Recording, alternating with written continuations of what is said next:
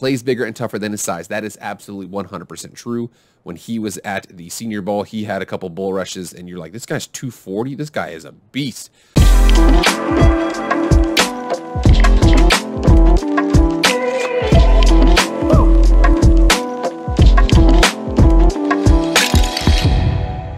What is up, everybody? It is Jake with Master Football, back at it again. Happy Friday. Thank you so much for being here. Never been here before. This is Jake with Master Football. All things pro football, college football, video game football, anything related to American football we discuss in the show right now. Please subscribe. Please like, share, comment, do all that stuff. It drives engagement, really helps out the channel. Without further ado, let's get into the video.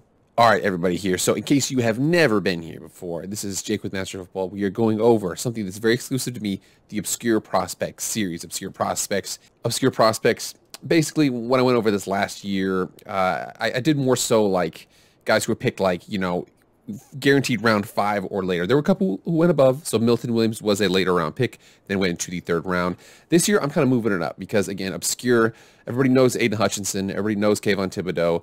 You know, everybody knows Malik Willis. But there's other guys out there that people do not know, probably going into the, you know, maybe late 3rd and beyond there. So far, I've done outside receiver from Nevada, Romeo Dubs.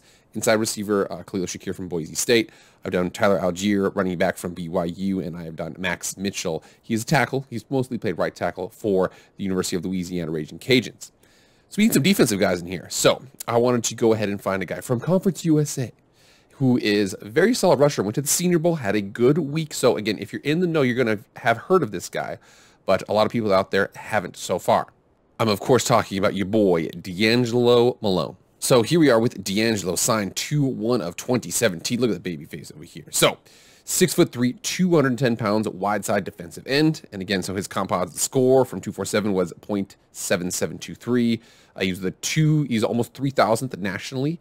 And right now in Pro Football Focus, he's projected to be around 100. So he's the 3,000th player coming out of high school. But now he's the 100th player entering the NFL draft as of right now. Again, projections. But 134th wide side defensive end, and then 339th player from Ellenwood, Georgia, Cedar Grove. So we come down here and check him out. He had offers from West Kentucky, Buffalo, Delta State, Furman, and Morgan State. So obviously the Western Kentucky and Buffalo were the only D1 FCS offers that he had. He chose to go to Western Kentucky. And boy, oh boy, did he blossom. So again, we had that before where he was 210. Now he's 240 from Atlanta, Georgia. So I don't know where Cedar Grove is, but we come down here and check this out. This is absolutely nuts. So he is the 2022 Reese's Senior Bowl invited accepted. He's the Conference USA Defensive Player of the Year in 2021. He's all conference. He's Pro Football Focus college all conference first team. He's preseason Defensive Player of the Year. Chuck Bednarik, Bronco Nagurski, Rotary Lombardi, Phil Steele preseason. Okay, so basically he's got a lot of accolades. He's absolutely been killing it this last year. And again, so we saw the fact that he was the Conference USA preseason Defensive Player of the Year. That's pretty crazy. But continuing down here, what do we have here? So the crazy thing about them, when you look at this, so he played his freshman year, his sophomore year, his junior year, his senior year was 2020. He decided to come back. So he played in 2021. Again, he said he retained his senior year of eligibility due to the COVID-19 pandemic, and in turn, along with Jeremy Darvin and Antoine Kincaid, became the first Hilltopper football players to ever earn 5 letters. So good for them. So I don't see a major here, and I'm upset about that. But again, you know, DeAngelo Malone, very, very solid, participated in the Senior Bowl, did good. And again, we're going to see 5 years of stats put up right now. So here we are on his stats. So for him, and coming on here, so his sophomore season, his junior season was his breakout. So you should come on here and check it out. He had 1.5 sacks his freshman year, 6 his sophomore, 11.5 his junior, and then 6 his senior. And he was like, you know what, I have 1 year of eligibility. I'm going to come back. I'm going to do a little bit better. Did great. So he had 9 sacks, 4 passes defended, 4 forced fumbles. Those are absolutely awesome. He's done really, really well. Again, Conference USA Defensive Player of the Year, was a watch list for all the preseason watch lists. Really, really solid out there. And now look at your boy. Okay, so at the combine, now he did 23 bench press reps. Again, 6'3", 243 pounds. We come down here and check down what he kind of is. So the NFL comparison they have is Michael Boley, kind of a smaller pass rusher kind of guy. I don't love that comparison. I'm going to go into something I feel a little bit more is relevant. But we come down here and check out what his strengths are. So his strengths, Plays bigger and tougher than his size. That is absolutely 100% true. When he was at the Senior Bowl, he had a couple bull rushes, and you're like, this guy's 240. This guy is a beast. Plays with unwavering physicality through contact. Big, active hands, slap away handsy blockers. Actually, we're going to show a clip of that. We're going to react to a clip really quick here. Tackles the ball carrier, looking to pry the football free. Again, 4 forced fumbles. Thoughtful approach as a rusher. And again, you see it alters speed and angles, bendy and flexible, sudden and choppy feet for successful inside counters. Very, very creative. That last year that he had really was, he was showcasing his development as a pass rusher. He's one of the very few guys, I think, that enters from Conference USA to the NFL that is an experienced pass rusher specifically for true vertical sets. Whereas some guys, they just do bull rushes and they're just freak athletes. He is the kind of guy who has a lot of ability in terms of, and a lot of moves. I mean, having moves is something rare these days. He's got those moves for a guy coming out of Conference USA. That's for a guy coming out of Conference USA, it's rare. And it says range and talent and for consideration is a 4-3 linebacker. Maybe I would think that his primary use would be maybe like a cover 2, defensive end. Again, that'd be hinting at who I'm going to be thinking he compares to. 3-4 outside linebacker more than likely is going to be his role. Now, again, some of his issues, so potential liability facing downhill rush attacks in the pros, because if you run right at, again, that's the way that you negate a lot of these really good, really fast outside linebackers who are good pass rushers, is you just run the ball right at them. Needs more consistent contained approach in the running game, loses pursuit leverage and overruns tackles. Tackle strength could become impediment, narrow base to power through a stiff punch. Rush needs to be more efficient and consistent, can't displace the pass protection with power.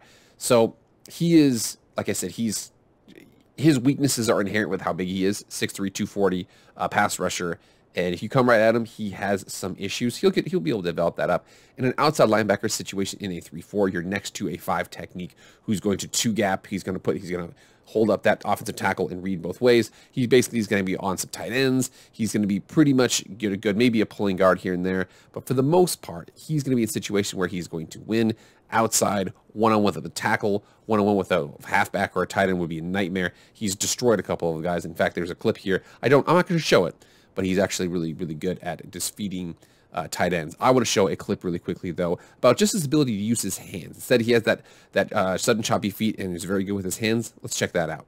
So we're reacting here to this clip from KC Sports Network. And again, like I said, this is a reaction. So again, we want to make sure this is only about an 8 or 9 second clip here. But you see him down here at the bottom of the screen. He's going to come up the field, chop these hands, and actually get pushed beyond the pocket. But again, very relentless, very, very active, goes and forces the fumble after the quarterback rolls out. So you see this here, he's going to come up the field, chop, boom, look at that right there. That's perfect. That's what you're trying to do. The tackle still kind of has him because he's going to still be able to step onto the pocket. So he's going to go around. Look at both of these pass rushers did a really good job on this play.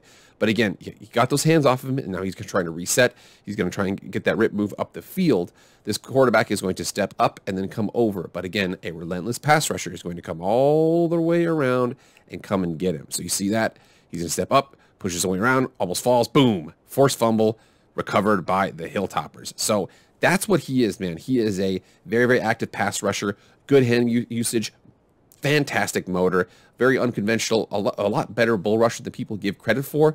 His big issue, 6'3", 240. You're like, well, there's only a certain number of things that he can do. Whereas if he was 6'5", 270 and ran like that, he'd probably be a first-round pick for sure. But 6'3", 240, you lack the flexibility to do that in multiple different systems. It has to be scheme specific. So when people say that, like a lot of these first-round picks, they're very, very adaptable. They can do multiple different things. This guy, he is what he is. He's more than likely a 3-4 pass rusher only. So that's probably what he's going to be. So I said before a cover 2 defensive end. So I always liked Robert Mathis. Robert Mathis was from Alabama A&M, was the 138th overall pick. Again, right now, DeAngelo Malone is projected to go about 104 according to Pro Football Focus's top 250 board. And so, man, that's what he looks like. That's the mold. Now, again, I'm not saying he's going to be Robert Mathis. Robert Mathis has 100-plus career sacks. That is an incredible comparison to have. 5-time Pro Bowler, 1-time All-Pro, 1-time Super Bowl champion. I'm not going to say he's that, but he is that smaller, kind of unorthodox pass rusher. But again, very explosive. DeAngelo Malone's bull rush is a lot better than people give him credit for. And Robert Mathis kind of the same way, 6'2", 245. But him and Dwight Freeney coming off the edge there in the cover 2 system, they were a nightmare, especially if the Colts got a lead. They were just a nightmare to block. So I know I didn't have any defenders there, but now, again, I have defenders on the 2022 Obscure Prospect team. So we have an edge rusher right now. We're doing pretty good. I like him a lot. DeAngelo Malone, go check him out. Let me know what you guys think. Get in the comments. All right, guys, that's it. That's all we have so far. Again, please like, share, comment, subscribe. Let me know what you guys think. Let me know if there's a certain obscure prospect you want me to talk about. I'll get in here. I'll try and get after it. But love me some DeAngelo Malone, man. We'll see where he goes. All right, guys, that's it. I will see you on Monday. I am out.